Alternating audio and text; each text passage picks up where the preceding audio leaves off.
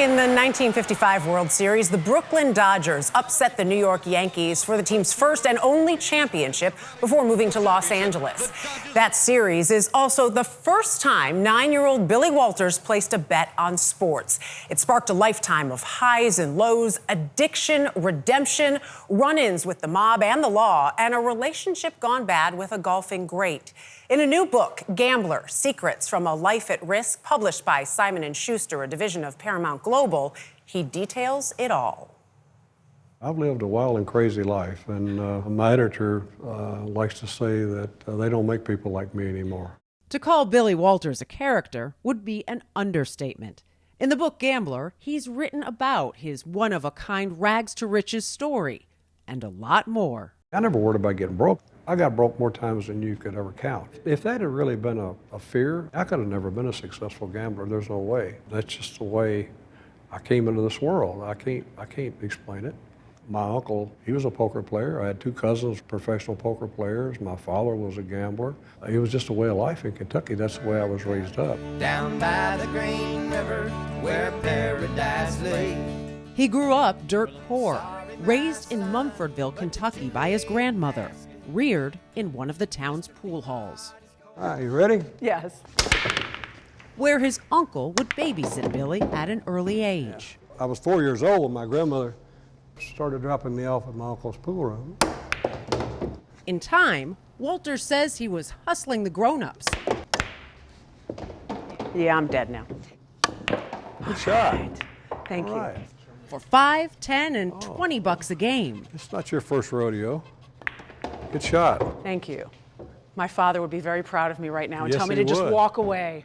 Learning lessons you can't find in a classroom. What do you learn in a place like this? You learn everything. You learn about negotiation. You learn to play under pressure. You learn human nature of people. Those lessons I learned, I've carried with me my entire life. From pool to dice to racehorses, Walters says he and his friends would bet on anything that moved. How hard is it to make a living at gambling? It's extremely hard. I really can't believe that I had the perseverance to be able to get to the point where I finally became successful. There were a lot of dark days in my life. Cursed, he says, with the gambler's lament. The thrill of winning is obviously great, but if you really get into gambling, I mean, losing can be almost as great. You literally bet your house and lost. I was in a bar, I was drinking, and I was caught up in a moment, looking at your wife and saying, look, I lost the home we live in, that's not good. By the time he was 23, Walters had 3 children with 2 women. Even in his third marriage to his wife Susan, there were all-night drinking and gambling sessions. In 1982, he was charged and convicted of bookmaking in Kentucky. He says ever since, he's only been placing bets, not taking them. Do you remember the first time you came into a casino in Vegas? I sure do. Oh, yeah. Walked into Caesar's Palace. Choosing then to move to the one place where gambling was legal. I came from Louisville, Kentucky, and I couldn't get enough action. All at once, I'm in a place I can get all the action I want. Right.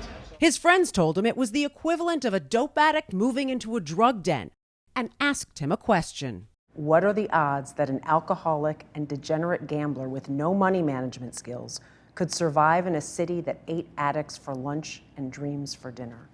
It's true, and the odds of me being successful were probably, I think I put 1,000,000 to 1 in a book. I think they were probably 5,000,000 to 1. When I look back at that point in time in my life, I would think they had like 0 chance. Yeah. Call it what you want to call it, but it worked. Walters eventually stopped drinking and began reaping the rewards as a professional gambler. Along with other business interests, he'd built a fortune worth hundreds of millions. Yeah, we're going to play 5-6 to North Carolina. We're going to play 18.5 and 19, both numbers. In a 2011 profile for CBS's 60 Minutes, he gave viewers a peek into how he and his partners used data and computer algorithms to help move the odds in his favor. And in comparing the risk in legalized gambling to traditional investments, Walters believes his final thoughts I've been swindled quite a bit of money on the stock market. caught the attention of Wall Street regulators, who set out to take him down. In 2017, Walters was convicted of insider trading something he vehemently denies. Wolters believes his one-time friend and betting partner, pro golfer Phil Mickelson, who was included in the investigation, could have helped prove his innocence. I like Phil. I thought Phil was a friend. He had told me he had been interviewed by the FBI twice and had emphatically told them that I never gave him any inside information. So when I went to court in New York, he promised me he would come and testify.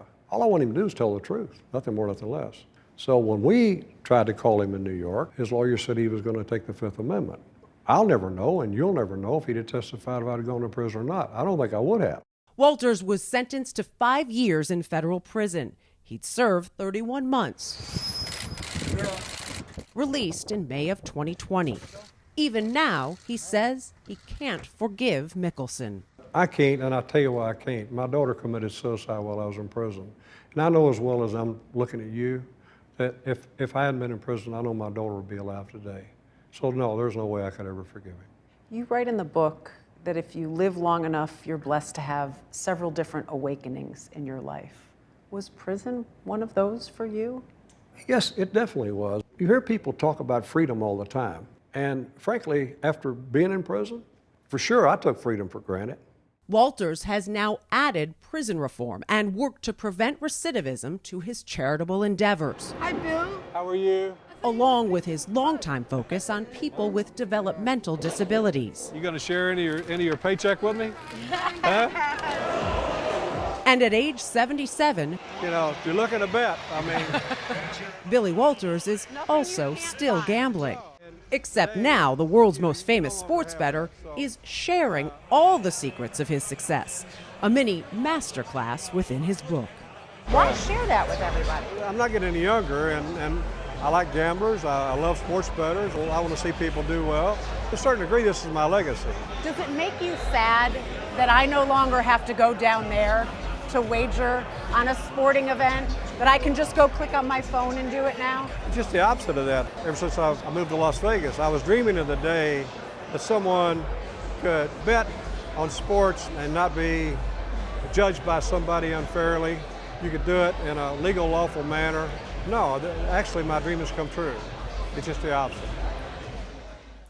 We reached out to Phil Mickelson's representative for comment. While we did not hear back, an attorney for Mickelson told the Wall Street Journal his testimony wouldn't have made a difference in Wolters' conviction, adding Wolters was found guilty on multiple counts, none, he said, pertaining to his relationship with Mickelson.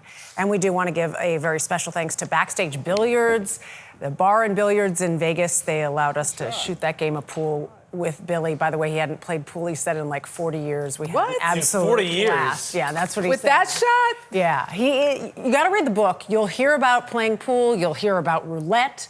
You'll hear gambling adventures. You'll hear run-ins with the mob.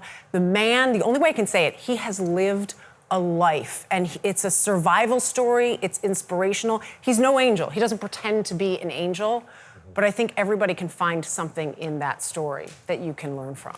What's the big NFL bet you're going to place this season based on Billy? He told me I wasn't crazy to go with I said, I know you're going to yell at me for going to bet on my Lions because you say you shouldn't bet with your heart. And he's like, if you can afford the money, you can bet with your heart. There's nothing wrong with enjoying it. An avalanche in his story? Because we He definitely did got not to give survive him an avalanche from what I know. He did survive a mobster, Michelle. There it is.